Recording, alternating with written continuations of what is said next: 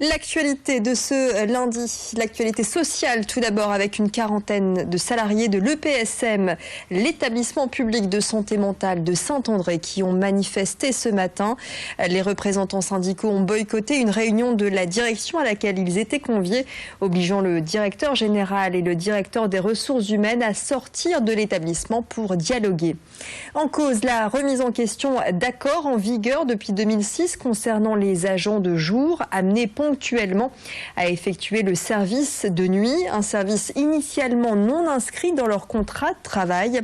La direction entend appliquer cette décision de manière rétroactive depuis le 1er janvier 2014, ce qui implique le fait que des agents de jour perdent des jours de repos. Autre sujet de discorde, le rapprochement des EPSM de Saint-André, Saint-Venant, Bailleul et Armentières.